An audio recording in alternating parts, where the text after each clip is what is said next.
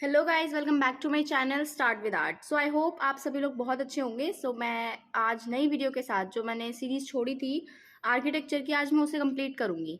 आई hope आप लोग जो हैं वहां तक पहुंच चुके होंगे। एंड मैंने देखा है कि बहुत कम बच्चे आर्किटेक्चर पढ़ रहे हैं, जिसमें से कि काफ़ी ज़्यादा क्वेश्चन आते हैं। अगर आर्किटेक्चर मिस करोगे तो डेफिनेटली आपका ही लॉस है, क्योंकि सिर्फ पेंटिंग्स के बारे में पढ़ने से कुछ नहीं होगा।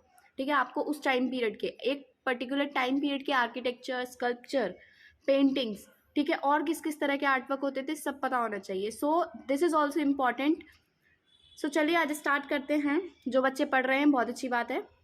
आई होप उनका एग्ज़ाम क्लियर हो जाए और उनकी थ्योरी स्ट्रांग हो जाए, बिकॉज यहाँ पर सिर्फ मोटिव एग्ज़ाम क्लियर करवाना नहीं है। यहाँ पर जो मोटिव है वो बेसिकली आपके बेसिक्स क्लियर करना। और मैं ये कह सकती हूँ कि ये पढ़ने के बाद जो है आपके बेसिक्स क्लियर हो जाएंगे, बिकॉज इसमें मैंने पूरा स्टार्टिंग से, जैसे आप देख सकते हैं कि हम बिल्कुल प्री हिस्ट्री से चल रहे हैं। हम प्री हिस्ट्री से पूरा मॉडर्न तक कंप्लीट करेंगे। इसमें आपके बेसिक्स सारे ही क्लियर हो जाएंगे ऑलमोस्ट। चलिए आज की वीडियो स्टार्ट करते हैं। ठीक है, लास्ट में हमने दिल्ली सल्तनत के बारे में पढ़ा था, जिसमें हमने इम्पीरियल आर्किटेक्चर के बारे में पढ़ा था। प्रोविजनल आर्किटेक्चर्स लोकल रूलर्स का है, वो इतना ज़्यादा इंपॉर्टेंट नहीं है आपके लिए। मैंने सोचा कि डायरेक्ट ज़्यादा टाइम नहीं है आप लोगों के पास, तो मुगल से हम जो है स्टार्ट कर देते हैं। ठीक है, जो दिल्ली सल्तनत का आर्किटेक्चर जितना पढ़ाया है उतना सफिशिएंट है। उसका लिंक मैं डिस्क्रिप्शन में डाल दूँगी, आप वहाँ से वो लास्ट वाली वीडियो देख सकते हैं। मुगल आर्किटेक्चर में जो है अब हम मुगल्स के आर्किटेक्चर के ऊपर आ गए हैं। बेसिकली पेंटिंग्स वगैरह हम सब कुछ कवर कर चुके हैं। इसमें हम सिर्फ आर्किटेक्चर पढ़ेंगे कि किस रूलर ने क्या आर्किटेक्चर बनवाया। The Mughals were the great patterns of art and architecture. Basically जैसे मुगल्स जो थे ग्रेट पैटर्न्स थे पेंटिंग्स के, इसी तरह आर्किटेक्चर के भी जो है ये ग्रेट पैटर्न्स थे। इन्होंने बहुत ज़्यादा बेसिकली हम कह सकते हैं कि इन्होंने बहुत ज़्यादा सपोर्ट किया है एक तरह से आर्किटेक्चर, और इनका काफ़ी बड़ा रोल भी है। Under them architecture regains its place and importance as new buildings were built with great vision and artistic inspiration. जो आर्किटेक्चर है उसने अपनी प्लेस दोबारा से ले ली थी, और उसकी इम्पोर्टेंस जो है काफ़ी ज़्यादा बढ़ गई थी, और नई नई बिल्डिंग्स बन रही थी एक अलग विजन के साथ। ठीक है, under the Mughals architecture became more complex. अब हमने पढ़ा है कि जैसे दिल्ली सल्तनत में आर्किटेक्चर बनने की स्टार्ट हो गई थी, अच्छा खासा आर्किटेक्चर बन रहा था, लेकिन अब जो है काफ़ी कॉम्प्लेक्स आर्किटेक्चर बनने लगा था। सबसे पहले आते हैं हमारे Babur. Babur undertook the construction of mosques and in Panipat and Rohilkhand, both constructed in 1526 AD। सबसे पहले हम देखेंगे कि वैसे बाबर का ज़्यादा कंट्रीब्यूशन नहीं रहा था, क्योंकि इनका टाइम पीरियड बहुत कम था। ये सिर्फ बिजी रहते थे फाइट्स में, तो ये इतना आर्किटेक्चर पे इतना ज़्यादा ध्यान नहीं दे पाए। ठीक है, इनका टाइम पीरियड था 1526 से 1530 तक का। एंड इन्होंने जो है 2 मॉस्क की कंस्ट्रक्शन जो है कराई थी, पानीपत में और रोहिलखंड में, 1526 AD में ही, जो कि बन गई थी। जैसे कि मैंने अभी बताया कि इनका जो रेन है काफ़ी शॉर्ट था, यानी कि टाइम पीरियड काफ़ी शॉर्ट था, तो हम कोई नया स्टाइल या इंस्पिरेशनल वर्क हमें इनके अंडर से नहीं मिलता है। ठीक है, इन इज ऑटोबायोग्राफी, इनकी जो ऑटोबायोग्राफी है बाबर नामा, जिसमें बाबा ने डिस्क्राइब किया है उनके इंटरेस्ट, कि उनके इंटरेस्ट किस चीज़ में थे।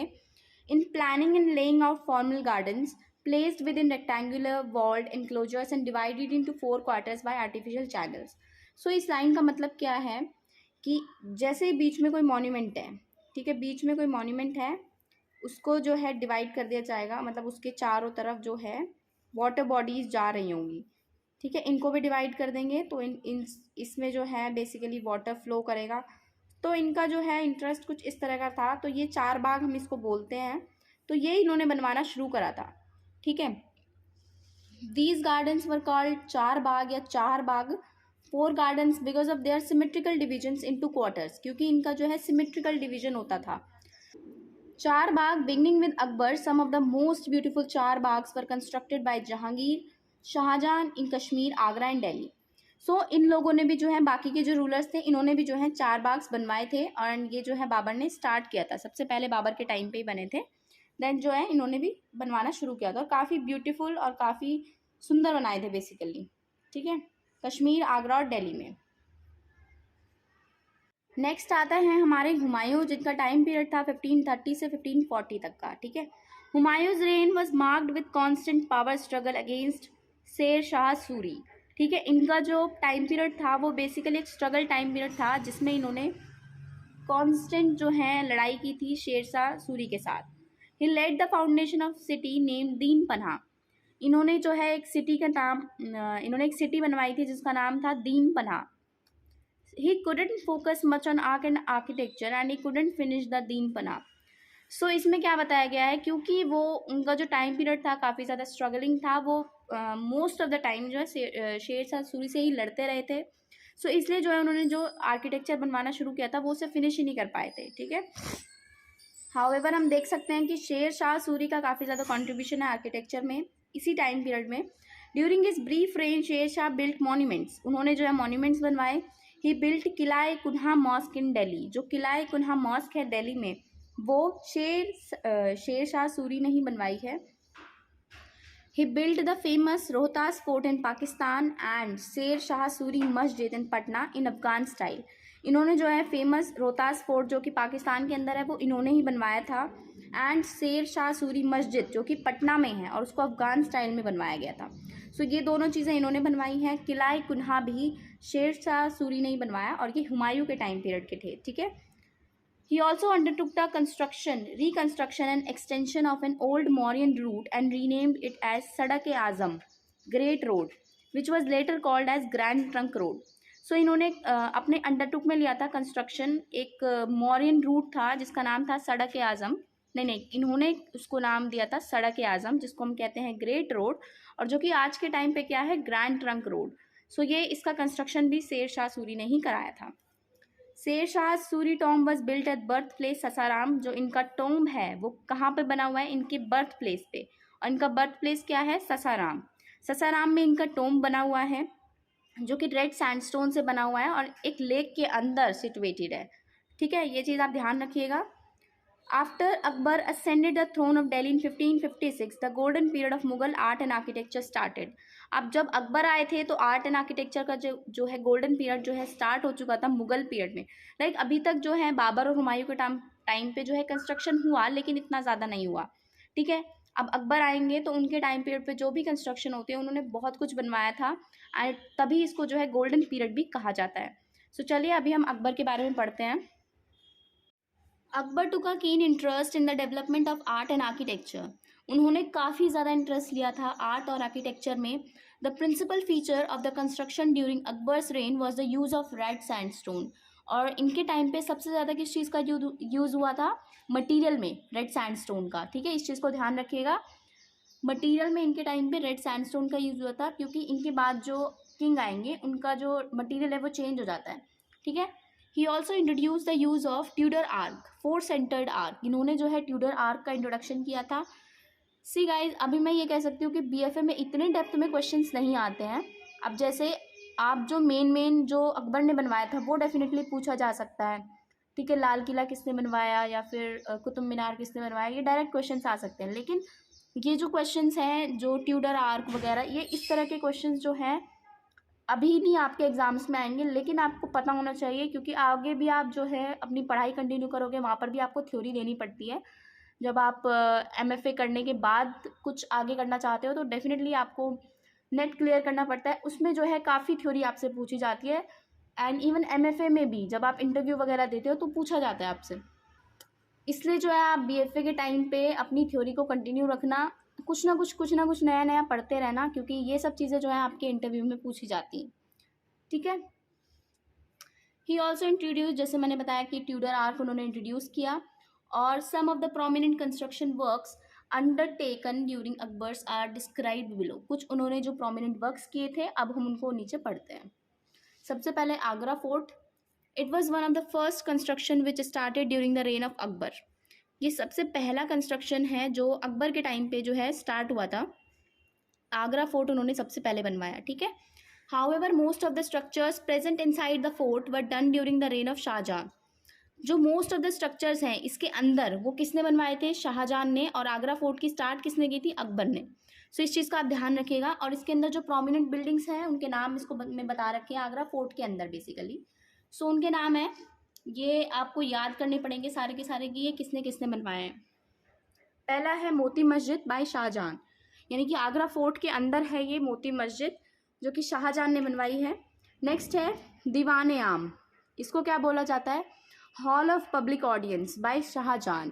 दीवान आम जो है वो भी शाहजहां ने बनवाया था, और ये पब्लिक ऑडियंस का बेसिकली हॉल इसे कहा जाता था।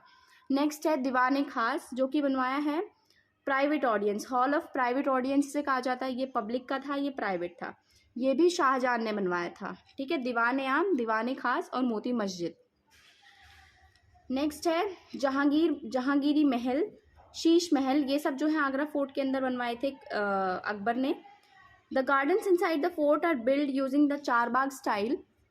जो गार्डन्स हैं इसके अंदर वो किस स्टाइल में बने हुए हैं? चारबाग स्टाइल में। ठीक है, during the reign of Akbar more than 5000 women stayed in his हरम इनसाइड द फोर्ट। और उनका जो हरम था, अकबर का जो हरम था, उसमें जो है 5000 से ज़्यादा वुमेन्स रहती थी। ठीक है, अकबर के टाइम पीरियड पे। नेक्स्ट है Fatehpur Sikri. One of the highlights of Indo Islamic architecture was the creation of a new capital city by Akbar at Fatehpur Sikri. ठीक है, सबसे मोस्ट इंपॉर्टेंट हाईलाइट क्या है इंडो इस्लामिक आर्किटेक्चर? जो हम मुगल आर्किटेक्चर पढ़ रहे हैं, हम इसको इंडो इस्लामिक आर्किटेक्चर भी कहते हैं। ठीक है, जो ये कैपिटल सिटी इन्होंने एक नई क्रिएशन की थी, नई सिटी बनवाई थी फतेहपुर सीकरी में। It has been described as frozen moments in history. इसको कैसे कहा जाता है? फ्रोजन मोमेंट्स इन हिस्ट्री के नाम से भी इसे जाना जाता है। As buildings here represent a unique blend of Hindu and Persian style. तो बिल्डिंग्स जो यहाँ पर बनी हुई हैं उसमें हिंदू और पर्शियन स्टाइल का एक यूनिक ब्लेंड आपको देखने के लिए मिलेगा, इसीलिए इसको क्या कहा जाता है? Frozen moment in history. ठीक है, कुछ जो इस सिटी के अंदर कुछ जो इंपॉर्टेंट बिल्डिंग्स हैं, अब हम उन्हें देखते हैं। ठीक है, नंबर फर्स्ट, बुलंद दरवाज़ा। The imposing 40-meter red sandstone structure was built in 1576 AD. To commemorate Akbar's victory over Gujarat, it is the highest gateway of the world. So, बुलंद दरवाज़ा क्या है? एक 40 मीटर रेड सैंडस्टोन स्ट्रक्चर है जो कि 1576 AD में बना था। और ये क्यों बना था? क्योंकि अकबर की जीत हुई थी, ठीक है, गुजरात के ऊपर। सो उसकी खुशी में ये बनवाया गया था, और ये highest gateway of the world के नाम से भी जाना जाता है। नेक्स्ट है Salim Chishti's tomb. It was built in 1581 AD. It has beautiful jali work in white marble. It has arabesque patterns with inscriptions of Quranic verses on the wall. So second है इसमें सलीम चिश्तीज टॉम्ब। आपको सिर्फ नाम रखने की नाम जो है याद रखिए, इतना डेप्थ में पढ़िए मत, सिर्फ नाम आप याद रख लेंगे वो भी आपके लिए इनफ है। ठीक है, सो 1581 में ये बना। ब्यूटीफुल जाली वर्क है इसमें, अरेबिस्क पैटर्न जो हम लास्ट वीडियोज़ में पढ़े थे, इंस्क्रिप्शंस हैं इसमें कुरानिक वर्सेस के वॉल्स पर। सो ये सलीम चिश्तीज टॉम्ब जो है ये भी इसी के अंदर है। नेक्स्ट है Panchmahal. It is a 5-storied structure made of columns and is inspired by the concept of Persian बैडगीर विंड कैचर। ठीक है, ये एक 5-storied स्ट्रक्चर है और इंस्पायर्ड किस कंसेप्ट से है? विंड कैचर से। ठीक है, जिसको पर्शियन में कहा जाता है। नेक्स्ट है Jodhabai's palace has beautiful interiors with Hindu motifs of bell and flower. Next है जोधाबाई का पैलेस, वो भी काफ़ी ज़्यादा सुंदर है, जिसमें कि बेल एंड फ्लावर से रिलेटेड सुंदर सुंदर मोटिव्स बने हुए हैं। लास्ट है Ibadat Khana. Akbar use to meet the leaders of different religions here to have discussions. Ibadat Khana क्या होता है कि जो नए नए लीडर्स आते थे या जिससे भी अकबर की मीटिंग होनी होती थी वो यहाँ पर होती थी। इसके अलावा जो लास्ट बचता है Hiran Minar. It was built in memory of Akbar's favourite elephant. जो अकबर का फेवरेट एलिफेंट था जिसका नाम था हिरन, उसकी मेमोरी में ये जो है बनाया गया था। And it is also served as lighthouse for the travellers. Lighthouse की तरह भी इसे यूज़ किया जाता है, जो कि ट्रैवलर्स के द्वारा जो है यूज़ किया जाता है। It is uniquely design and it's exterior wall contains tusk like spikes. तो ये काफ़ी यूनिकली डिज़ाइंड है और इसके एक्सटीरियर वॉल पर जो है टस्क लाइक स्पाइक्स जो हैं मतलब बने हुए हैं हाथी के दांत जैसे। And Akbar also built a temple of Govind Dev in Vrindavan. Akbar ने जो है एक भगवान कृष्ण का जो टेम्पल है वो भी बनवाया था, जिसका नाम है गोविंद देव, जो कि वृंदावन में है। सो आज हम इतना ही पढ़ते हैं। आज हमने बाबर, हुमायूं और अकबर का आर्किटेक्चर देखा। आप इस वीडियो को दोबारा देख लेना एक बार पढ़ने के बाद, क्योंकि नाम याद रखना काफ़ी डिफ़िकल्ट हो जाता है। ठीक है, सो ज़्यादा इतना कुछ ज़्यादा नहीं है कि याद करने में आपको डिफ़िकल्टी हो। एक चार्ट बनाना जिसमें बाबर का लिखना, अकबर का लिखना, हुमायूं का लिखना, इतना ही आपके लिए काफ़ी होगा। इस वीडियो से आपको सिर्फ इतना ही जानना है। एंड थोड़े बहुत कुछ कंफर्मेशन आपको करनी हो तो आप जो है गूगल पर डालकर और भी कुछ चीज़ें अगर आपको नहीं मिलती हैं तो आप उनको भी ऐड कर लीजिएगा। बट मेन जो चीज़ें थी वो मैंने आपको सारी इसमें पढ़ा दी हैं। ठीक है गाइज, मिलते हैं अब हम नेक्स्ट वीडियो में। एंड नेक्स्ट वीडियो में मैं जहांगीर, हुमायूं और शाहजहां का कंप्लीट करने की कोशिश करूँगी। एंड अब मैं जल्दी जल्दी वीडियोज़ पोस्ट करती रहूँगी। So till then take care, bye bye, और पढ़ते रहिए, एग्ज़ाम्स आपके जो हैं पास आने वाले हैं। एंड थ्योरी वीडियोज़ के अलावा प्रैक्टिकल को मत भूल जाना, क्योंकि प्रैक्टिकल भी काफ़ी इंपॉर्टेंट है। एक्चुअली प्रैक्टिकल ही मोस्ट इम्पॉर्टेंट है, ठीक है। सो प्रैक्टिकल की तैयारी करते रहिए, रोज़ प्रैक्टिस कीजिए। मैं आपको ये बोलूँगी कि अगर आप एक भी दिन मिस करते हैं तो आपका लॉस है। सो इसलिए रोज़ प्रैक्टिस कीजिए। मिलते हैं अब हम नेक्स्ट वीडियो में। Till then take care, bye bye.